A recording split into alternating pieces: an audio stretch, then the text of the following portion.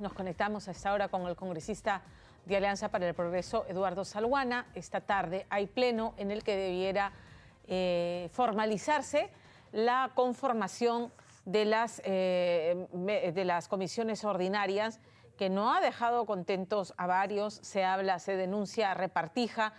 Y esta impresión no solamente la tienen los disidentes de Perú Libre, quienes han denunciado que no les permitieron formar bancada de modo que pudieran participar precisamente en la postulación a las presidencias y conformación de comisiones, sino también viene de Renovación Popular, que ha denunciado que es un grupo de derecha que, digamos, en la práctica siempre ha estado en el bloque de derecha en el Congreso de la República, que ha señalado pues que lo que ha habido aquí es una repartija entre Fuerza Popular, Perú Libre, que ahora parecen aliados. ¿Qué impresión tiene Alianza para el Progreso, que forma parte de la mesa directiva, presidiendo precisamente el legislativo? Congresista, ¿cómo está? Buenas tardes, bienvenido. Pamela, buenas tardes. A ver, ayer ocurrieron cosas extrañas, ¿no? La dilación de los grupos de Perú Libre, sobre todo, en atender la dimisión de 3 de sus congresistas, con lo cual, con un formalismo, impidieron que esta nueva bancada, que entiendo Oficialía Mayor ya le había dado luz verde, pudiera postularse a presidir alguna comisión. Pero entiendo que también Guido Bellido hizo esa movida, porque hubo un congresista que renunció a la bancada a la que él pertenece, pero no se mencionó, ¿no? Se mantuvo a un costadito para que pudiera postularse a la dirección de una bancada. ¿Qué impresión tiene, o sea, de todo esto que ha ocurrido? ¿Le parece correcto? Pamela, lo que sucede es lo siguiente. Primero, que las expresiones de los colegas parlamentarios que tú has señalado, de un sector que ha renunciado a Perú Libre y de los congresistas de Renovación Popular, son frases que no corresponden a la realidad. O sea, acá no hay repartija, ni hay ningún otro adjetivo peyorativo con el que se está adjetivando un proceso normal todos los años por las cuales las bancadas buscamos ponernos de acuerdo.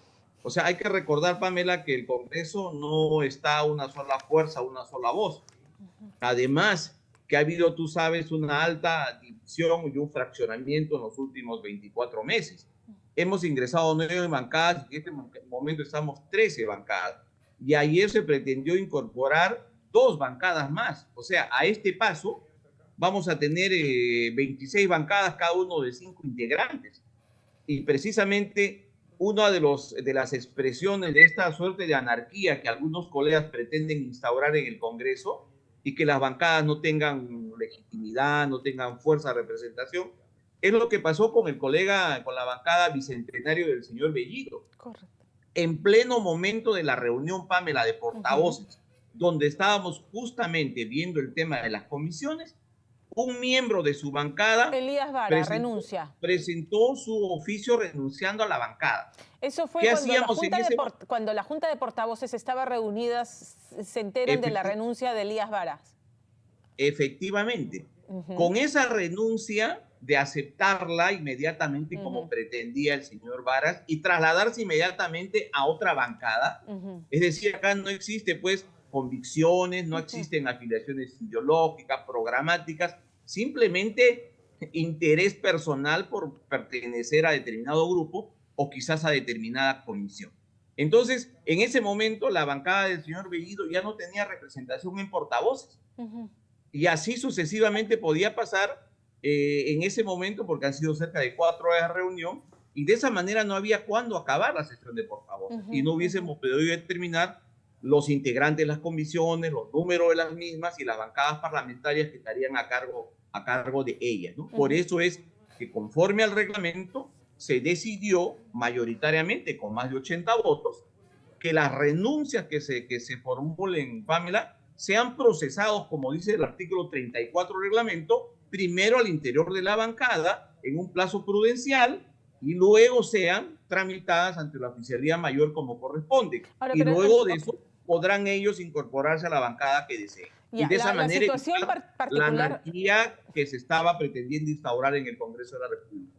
Lo entiendo perfectamente. Yo también veo con preocupación este transfugismo acelerado, desembosado que estamos viendo en el Congreso de la República, y lo he criticado abiertamente y yo coincido, ¿no?, que las formas deben respetarse, y esta situación particular en la que el congresista Varas renuncia cuando la Junta de Portavoces está reunida es raro, es sospechoso, y que debe respetarse esa formalidad porque las leyes no se saltan a la garrocha. En el caso de Perú Libre, con las primeras renuncias actuaron expeditivamente. Yo sé que usted no es del partido, pero le pido su opinión sobre el comportamiento del partido con el que hoy comparten mesa directiva, ¿no? Inmediatamente expulsaron a los dos primeros renunciantes. Cuando renuncian otros tres, a propósito de Valdemar Cerrón en la segunda vicepresidencia, ahí sí se tomaron su tiempo, ahí sí, y la interpretación, como le digo, es que han demorado, han dilatado el proceso de aceptar la renuncia y de expulsarlos, como hicieron con los otros dos, para precisamente impedir que se consolidara la bancada y que pudiera participar en la designación de presidencias a las comisiones ordinarias.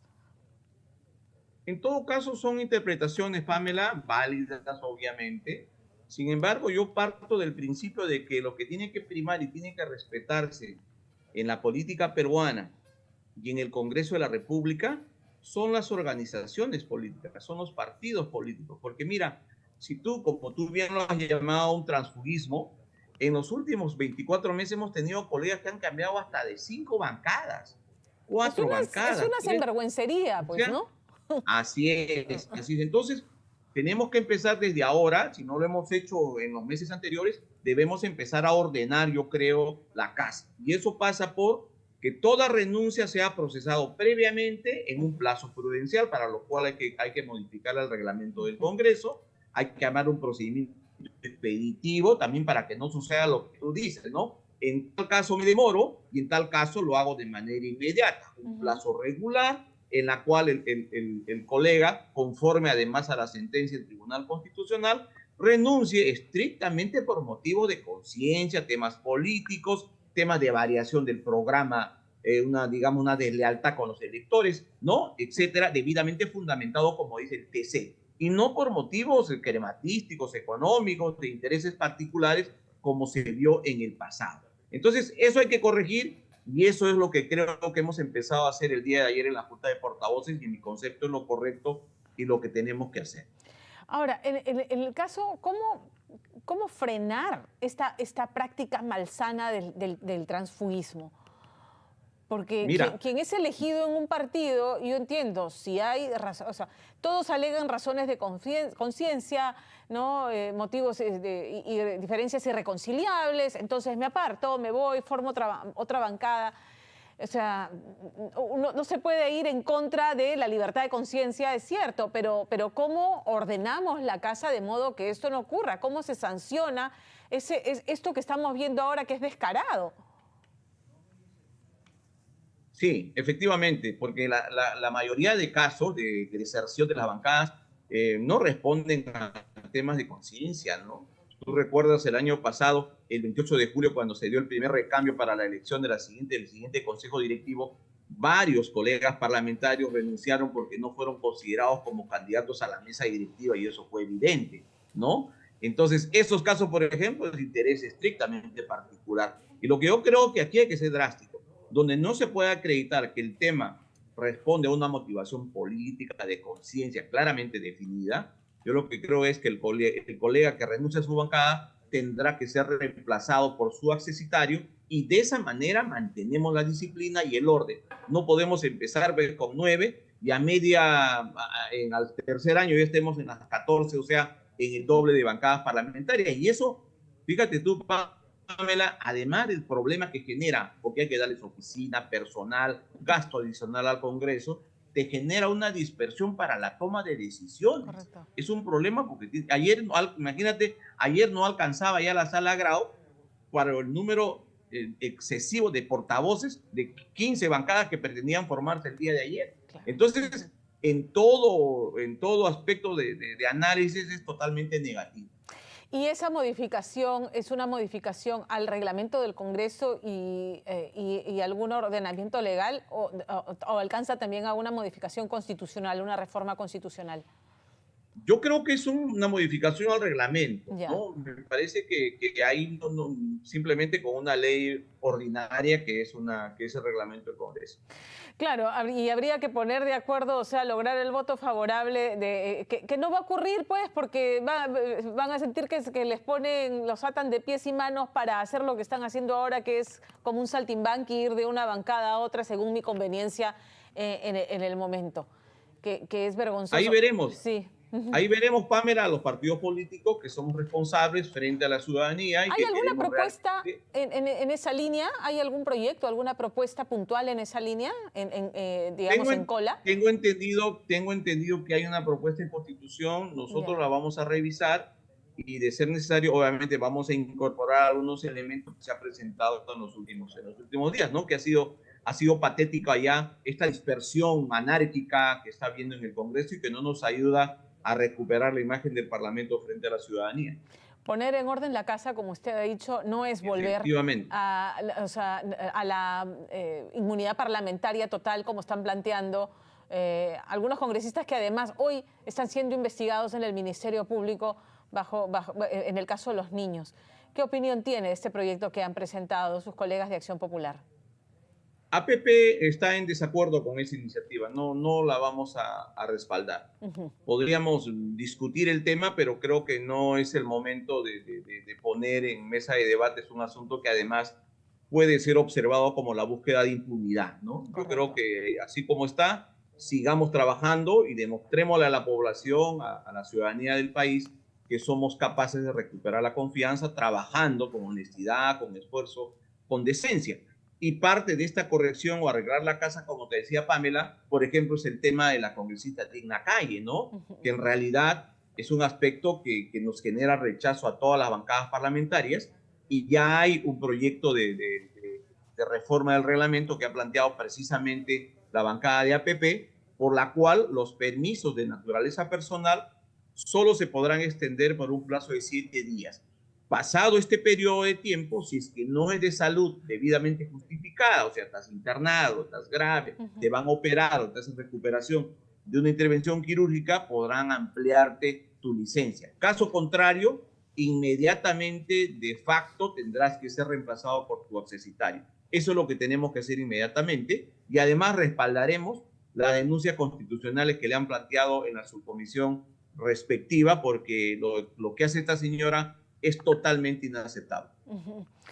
Me ha quedado claro su punto de vista y la presidenta Dina Boluarte, para pasar a otro tema, va a solicitar o ya solicitó el permiso respectivo para viajar a Brasil, a una cumbre de presidentes. Y entiendo que pese a que hubo un voto mayoritario para permitir estos viajes y despachar en remoto el despacho presidencial, digamos, ya hay ahora algunas voces en contra de otorgarle el permiso. ¿Cuál es la postura de la bancada? Nosotros vamos a apoyar, Pamela. Nosotros creemos firmemente de que es momento de que el país pase a una situación ya de normalidad política. Tenemos que dejar de lado el tema de la incertidumbre, el tema de la inestabilidad, y no podemos tener una presidenta disminuida, no podemos tener un ejecutivo limitado. El país necesita que la presidenta viaje, que la presidencia ejerza lo que se llama la diplomacia presidencial, y más aún en este caso tratándose un tema vinculado al desarrollo de la Amazonía. Nos quejamos tanto de la tala ilegal, la minería ilegal, el narcotráfico, la deforestación, la afectación de territorios comunales, las comunidades nativas, el cambio climático, Pamela. Todas esas iniciativas se van a ver ahora en Belén do Pará en este evento del Tratado de Cooperación Amazónica. Entonces, imagínate tú, la Amazonía, que ocupa el 65% del territorio nacional, van a haber políticas públicas internacionales con recursos, con financiamiento para negocios ambientales, bonos de carbono, bonos para conservación de bosques, etcétera, para conservación del agua dulce, un cuarto del agua dulce del planeta está en la Amazonía. Imagínate tú, la presidenta del Perú, que forma parte del mundo amazónico, no va a asistir, resulta sin duda un contrasentido. Entonces yo creo que Hay que pasar ya a un nivel de estabilidad en el país y que la presidenta ejerza sus funciones a plenitud y busquemos lo que queremos todos, la reactivación económica que tanto se necesita. Finalmente, el presidente del Congreso, Alejandro Soto, está en el candelero por varias razones. La contratación de su cuñada, aunque él dice que la verdad es que en la práctica no lo es porque la madre de su hijo fue una relación efímera, y es lamentablemente el término que utilizó, infeliz desde mi punto de vista. Tiene investigaciones abiertas y resulta, y hoy lo publica el diario La República, que libró una condena de estafa con una ley que él aprobó y que lo empezó a beneficiar porque la condena se dictó semanas después de que esta ley fuera publicada y aprobada. Entonces, complicada la situación de quien se estrena con este currículum en la presidencia del Legislativo. De la información que nosotros tenemos y que nos ha hecho llegar el presidente del Congreso, el colega Alejandro Soto, él carece de antecedentes penales, o sea, él no tiene una sentencia judicial firme de naturaleza penal, ¿no? Ni antecedentes policiales. En cuanto a sus carpetas fiscales, él ha señalado que no tiene ninguna, que la que se está propalando por los medios de comunicación son carpetas fiscales del año 2000, 2003, 2005, que estarían archivadas o sobreseídas, ¿no? Bueno, que al final es lo mismo jurídicamente hablando. Y en el caso de la persona que usted señala, la madre de su hijo, creo que en ese tema él se ha sometido, él tiene toda la predisposición de someterse a una investigación en la Comisión de Ética u otra instancia que corresponda, ¿no? En todo caso, él está saliendo a los medios, él está brindando las explicaciones del caso y esperemos que se supere, porque así como hablo yo de una estabilidad jurídica en general para el país, parte de esta estabilidad tiene que darse en el Congreso de la República y ponernos a trabajar en los temas centrales que le interesan al país, como son pues la inseguridad ciudadana y la reactivación económica que tanto necesitamos. Usted era voceado para presidir el Congreso en nombre de la bancada. ¿Qué fue lo que ocurrió, congresista Salguana? Son decisiones institucionales, Pamela. En efecto, estuvimos voceados, al igual que le indicamos y otros colegas de la bancada, que tenemos, digamos, en mayor participación por haber estado en la vocería o en cargos de la bancada, pero son decisiones institucionales, partidarias, que nosotros obviamente respetamos y respaldamos. Y el congresista Soto tiene todo el afecto y el respaldo de la bancada en general. Le agradezco habernos atendido esta tarde, congresista Salguana. No, Pamela, siempre es un gusto conversar contigo. Buenas tardes. Buenas tardes. Ha sido